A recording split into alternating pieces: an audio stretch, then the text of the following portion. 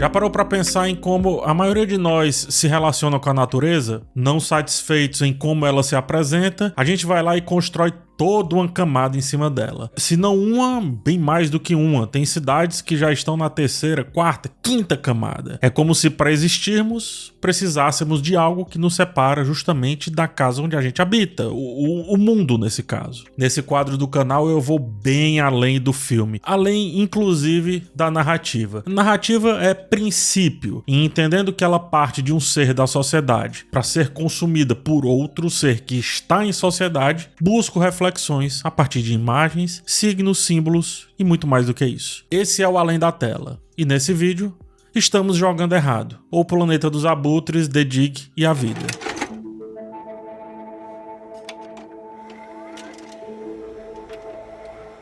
Depois de uma série de erros, uma nave cai em um planeta bem rico em formas de vida, o que tanto pode ser hostil como também tem o seu lado bom. Enquanto tentam sobreviver nesse contexto, vários personagens formam 3 núcleos diferentes, indo em direção a Deméter, a nave que havia caído. Um casal é mais obstinado em chegar ao seu objetivo e, ao sempre andar para frente, vai nos mostrando como aquele planeta pode ser bom e mal ao mesmo tempo. No outro núcleo, uma mulher, sua moto e uma carismática robô também provam das mesmas sensações desse planeta, só que de outro jeito. Uma máquina parece mais pronta para se conectar do que nós, seres humanos. Os núcleos se fecham com um senhor mais hostil, que ao descobrir como interagir com as criaturas desse planeta, acaba sendo o que sabe ser de melhor. No caso, humano. O que me chama a atenção de cara em Planeta dos Abutres é justamente como essa circunstância na qual os protagonistas se encontram não permite que hajam essas camadas que a gente costuma construir entre nós e a natureza. No máximo algumas roupas, mas olhe lá também, tá? E sem essas camadas, aqui representada por uma nave que caiu e não funciona mais a princípio, é preciso escolher um modo de viver, isto é, ou se relaciona com o mundo do jeito que ele é, ou o mundo vai te expurgar por ele ser do jeito que ele é. Penso que sozinhos somos muito poucos. A sorte é que, fora outros fatores, procriamos demais a nossa semelhança e por isso conseguimos ir mantendo no mundo nossas cópias prontas para continuar impondo essas camadas. Ainda que tenha correria, ou seja o que for, Planeta dos Abutres é essencialmente sobre contemplação e descoberta, ou seja, encontra-se algo novo, maravilha-se com isso e em seguida contempla o todo. Quando não existe o contemplar, é porque o perigo não deixa. O planeta não é mau, ele é só planeta. Também não é bom, ele continua sendo só planeta. No cenário dessa série, o que muda mesmo somos nós. O que nos faz pensar, será que a Terra também não era só um planeta e a gente que vai mudando para que nos fizéssemos caber nela? O ser humano nunca pareceu caber demais em como boa parte da Terra se apresenta, mas a nossa teimosia faz a gente construir coisas para nadar, voar, vencer calor ou vencer frio, e até sobreviver fora do planeta. Tem uma frase que eu vi no filme Mais Pesado que o Céu, mas é de um físico que eu não me recordo agora, você coloca nos comentários. Estamos vivendo no fundo de um oceano de oxigênio. Olha só a profundidade dessa frase. Estamos afundados com aquilo que está sob as nossas cabeças. A teimosia dos 3 protagonistas, dos 3 núcleos, também garante a sobrevivência deles. Sam e Úrsula, por exemplo, seguem não importa o que, eles continuam indo para frente. Em um dado momento, Úrsula começa a sentir uma conexão com o local, mas Sam ele rechaça isso porque é preciso seguir. Se parássemos,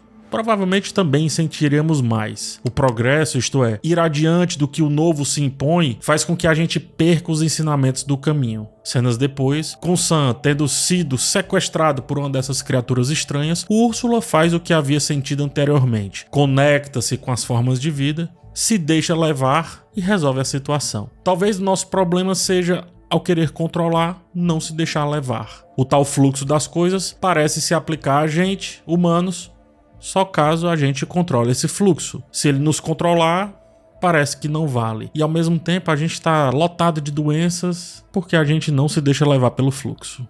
O que me leva a uma das principais sensações que tive ao ver Planeta dos Abutres. Não sou jogador de videogame, joguei apenas poucos, mas eu me senti jogando um. No terceiro episódio eu entendi o motivo. Lá nos anos 90, perdi um bom tempo da minha vida jogando The Dig. Um jogo lançado em 95 que eu devo ter jogado ali por 98 ou 99. The Dig é um jogo de aventura de apontar e clicar desenvolvido pela LucasArts. Ele foi, como eu disse, lançado em 1995 e a história é ambientada em um cenário de ficção científica onde um grupo de astronautas é enviado para desviar um asteroide que ameaça colidir com a Terra. No entanto, ao explorar esse asteroide, eles são transportados para um planeta desconhecido. O jogo é centrado na exploração desse novo mundo, na solução de enigmas e na interação com o ambiente alienígena para encontrar uma maneira de retornar à Terra, ou pelo menos de aceitar aquela realidade. A narrativa dele é o que mais me atrai. Os diálogos são praticamente sobre o que estamos vendo, mas também sobre o que não estamos vendo, que aparecem nesse caso como perguntas soltas, como se o jogo estivesse nos convidando a clicar em tudo que está em tela. Ao mesmo tempo, só passa-se a entender o jogo quando você escolhe olhar, perceber, entender, e aí o clicar começa a fazer um pouco mais de sentido. Se não, clicando aleatoriamente, encontraremos diálogos muito parecidos, repetitivos demais e nenhuma solução para os nossos problemas. Primeiro, há medo de clicar em qualquer coisa. Afinal, você está entendendo aquilo tudo. Depois entende-se que podemos clicar em absolutamente tudo. E aí só depois que a essência do jogo é mais olhar e nos organizar naquela situação do que sair interagindo com absolutamente qualquer coisa. Em outras palavras, é sobre nos envolver. É sobre interagir, mas do jeito certo. Eu não gosto de jogar. Eu não gosto também de maratonar séries ou filmes de uma mesma franquia. Não consigo passar tanto tempo imerso em um mesmo contexto. É o meu jeito, eu não consigo. Porém, quando a narrativa é poderosa, aí tanto faz. Esse jeito muda completamente. O poder de The Dig, mais do que no jogar, está no acompanhar, descobrir, entender, perceber. E é o mesmo sentimento que eu tive ao maratonar Planeta dos Abutres. Não querer desvendar aquilo tudo me pareceu absolutamente impossível desde que eu acessei o primeiro episódio. Assim como me pareceu impossível não querer clicar em tudo e ler mais de uma vez os mesmos diálogos lá em The Dig, desde que eu cliquei pela primeira vez e aquilo me deu algum tipo de resultado. Alguns chamam de jogar, outros chamam de assistir, vários chamam de imersão. Eu chamo de vivenciar, é isso que eu gosto, seja filme, jogo, livro, qualquer coisa, eu gosto de vivenciar a coisa. Tá, e depois eu gosto de fazer esses textos aqui também. Narrativa nos convidam a vivenciar, e tanto em The Dig quanto em Planeta dos Abutres, os personagens estão também buscando vivenciar no sentido de buscar vida. Nós já sabemos nossas vidas e somos chamados a entender como seria se tivéssemos pouco tempo dela, ou se estivéssemos em um lugar onde ela é a única coisa que temos. Em The Dig, apontamos e clicamos para as coisas o tempo todo. É o nosso prosseguir, mas quando paramos e buscamos entender, daí o jogo flui. Perceba que os personagens, os protagonistas de Planeta dos Abutres, só conseguem experienciar a melhor parte daquele contexto quando começam a, mesmo inconscientemente, apontar e olhar. E daí só depois agir, que no caso do jogo seria clicar. Planeta dos Abutres nos ensina sobre o momento certo de olhar, ou seja, de apontar, e o momento certo de agir, assim como The Dig. Das várias sensações que o jogo me dava, uma delas é a de que, quanto menos Úrsula eu fosse, isto é, quanto menos eu observasse o panorama, mais os cliques seriam em vão. E assim eu não cumpriria o meu objetivo inicial, que é avançar, progredir, ir pra frente, ir adiante, continuar e etc. Essa é a palavra, continuar. Continuamos apenas quando juntamos o equilíbrio correto entre o perceber e o prosseguir. Sem isso, somos levados a fazer sempre as mesmas coisas dos mesmos jeitos. Pode perceber. Nem vencemos no jogo, nem vencemos na vida, nem na apreciação da beleza que existe aqui ou lá em Planeta dos Abutres. Afinal, nessa série, não são os diálogos expositivos que nos entregarão o que deve pensar, ou aquilo que deve ser pensado. É justamente quando não parecemos que estamos pensando em algo que o planeta se revela maravilhoso, perigoso e confiável ao mesmo tempo, brutal e carinhoso, amigo e inimigo, sólido e fluido, mas sobretudo real. É quando a animação ganha vida.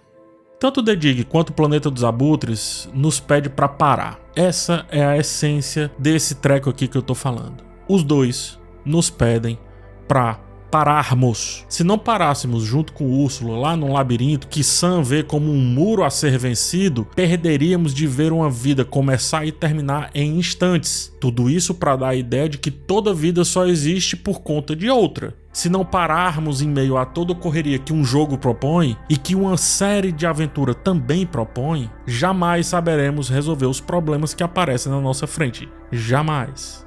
Úrsula parou, observou como a criatura que sequestrou Sam se comportava e assim resolveu a próxima fase do jogo. Entrou no estado de fluxo, quando qualquer desafio, por mais difícil que pareça inicialmente, começa a ser fácil, ainda que você não entenda meticulosamente o que está fazendo.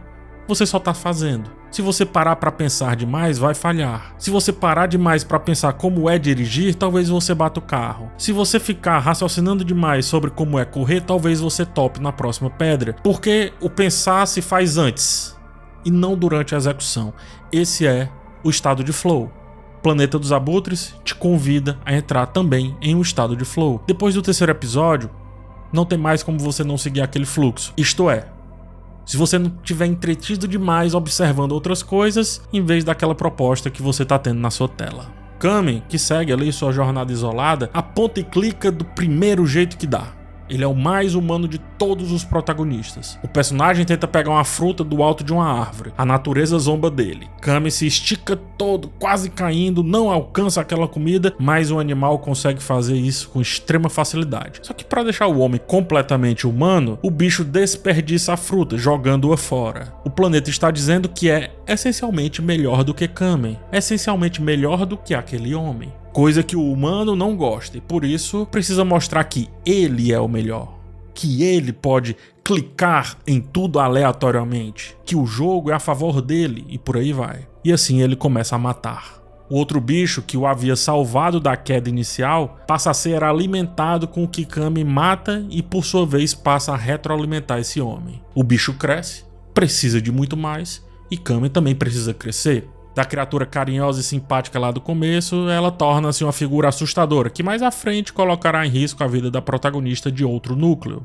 Essa alegoria para como interagimos com o nosso meio me soa acachapante. Parece que a gente quer ir para Marte ou outros planetas, quer que seja, porque sabemos que cedo ou tarde iremos destruir a Terra. Queremos outra Terra a qualquer custo, como se já condenássemos a que temos. Nosso jeito de destruir algo é transformá-lo demais à nossa semelhança, como fazemos aí com o nosso meio, com o nosso arredor. Kamen poderia aprender com o bicho que havia pegado a fruta. Ele estava ensinando qual era o jeito certo. Poderia até tentar se relacionar, coisa que Aze, do outro núcleo, prova que é possível quando mergulha em uma planta para que peixes comam um parasita que estava incomodando a sua pele. Porém, a natureza instintiva de Kamen o levou a ser competitivo, e ao competir com o que não podemos vencer, entendemos que a saída é tentar eliminar o outro. No flashback, o Kamen, ele tenta argumentar com o Sam ali uma ideia que ele teve e não conseguiu. Portanto, o colocou contra a parede para impor a sua vontade. Um perfeito de um humano.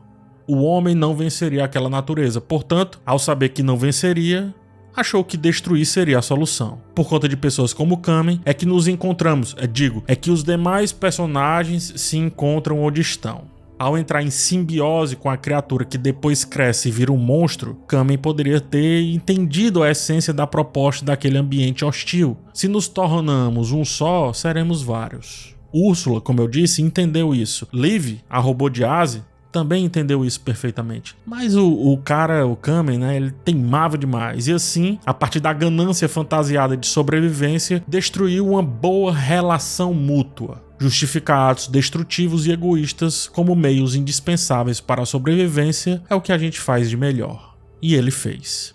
Frequentemente ignoramos soluções cooperativas e sustentáveis em favor de ações guiadas por um desejo de conquista e controle, disfarçados como lutas pela sobrevivência. É muito comum na nossa realidade. O que nos leva a partir daí a de fato ter uma luta pela sobrevivência, uma vez que criamos os monstros a partir do que antes nem passava perto de ser algo perigoso. Muito pelo contrário, era um amigo, era um aliado. Estamos em um labirinto e em vez de escutar o que as paredes desse labirinto falam, agimos como Sam, ou seja, achamos que toda parede é um muro, que toda parede é uma divisão. Não é.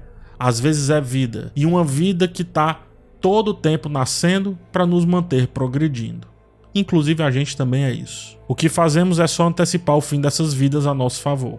É quando as coisas começam a desandar. Nós realmente conseguimos ir mais além, mas em troca de quê? Como eu disse, uma vida serve a outra. Não no sentido de serviçal, mas no sentido de cadeia. Um robô conseguiu entender isso mais rápido do que uma humana.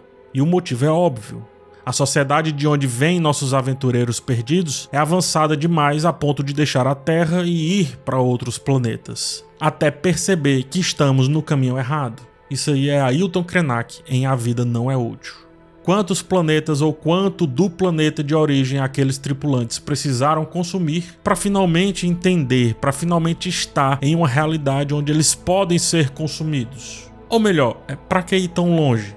Se ainda há um planeta de origem, quer dizer que não há mais? Ou quer dizer que está em desgraça?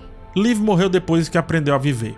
Quando Asia a desligou, Liv disse que não queria que ela fizesse mais aquilo, porque quando ela fazia, não conseguia sentir nada quando estava no escuro. Então quer dizer que precisamos ser desligados como um robô para só assim entendermos que não é legal viver no total escuro?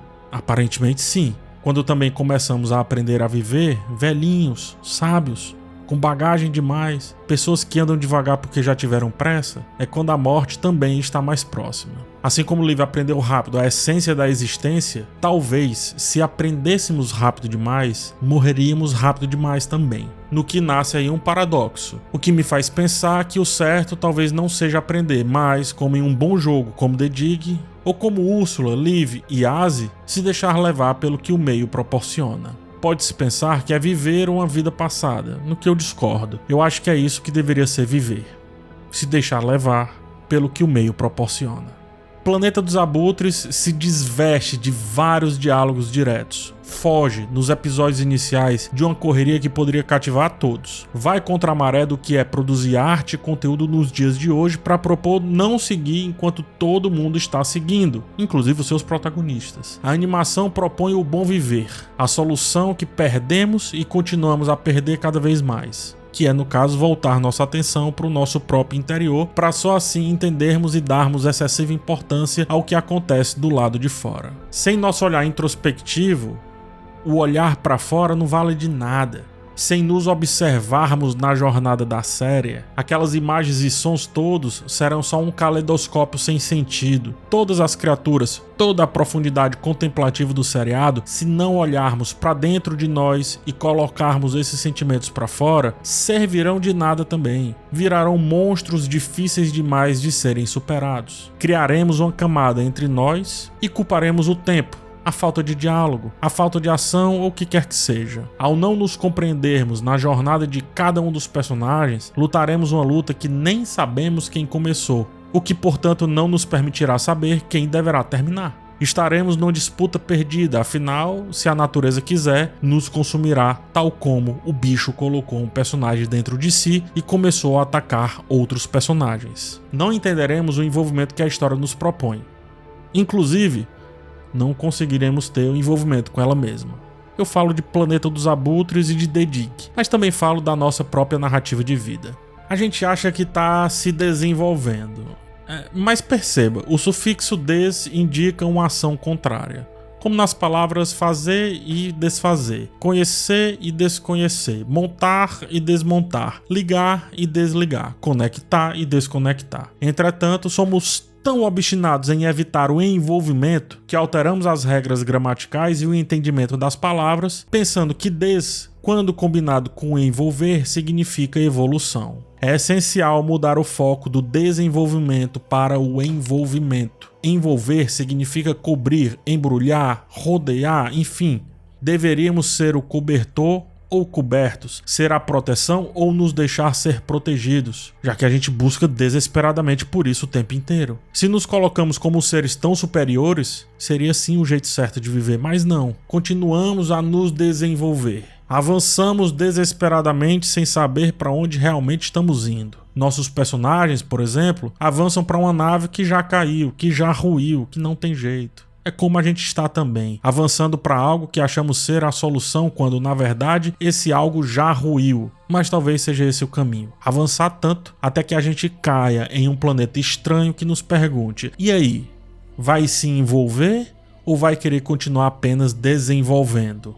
Acredito que os limites da nossa linguagem são os limites do nosso mundo, o que sugere que a forma como estruturamos e entendemos as palavras tem um impacto profundo em como percebemos e interagimos com a realidade. Se mudarmos demais as regras a nosso favor, primeiro das palavras e depois da realidade, jamais seremos um só com as regras que já estavam. Jamais seremos a regra. Seremos uma exceção na nossa existência. Sempre teremos limites.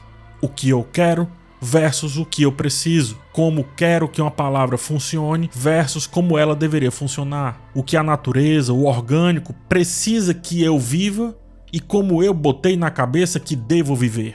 Parece até que não somos vida para a própria vida. Somos uma espécie de antivida. Por isso a gente constrói vidas e inteligências artificiais como o robô que tem aqui no planeta dos abutres. Estamos em busca da vida que não temos mais. Essa é a verdade. Por isso artificial. É como se a gente tivesse desistido de nós, da possibilidade de ainda sermos vida e também da possibilidade de ainda sermos organicamente inteligentes. Mas assim, se a gente pensar bem, talvez os artificiais tenham mais chances do que a gente. Porque a gente está aqui, desperdiçando todas as chances que temos, criando camadas, nos separando de como a coisa, a realidade, o real nos se apresenta, criando regras em cima de regras, em cima de regras, quando já existe uma lei da natureza, uma lei do natural. Somos, portanto, antinatural, antivida, anti-existência. E é óbvio que a gente precisa construir outras existências porque olhamos para nós e dizemos, não valemos mais de nada. Repito, estamos jogando a nossa chance fora. Estamos cada vez mais jogando de maneira errada. Estamos clicando em absolutamente tudo. Não estamos observando, não estamos entendendo o todo. Tomara que um dia a gente caia no planeta dos abutres. Vai que assim a gente começa a entender o meio. E assim a gente comece a parar de sobreviver e passe a viver com aquilo que já está vivendo muito bem, apesar da gente.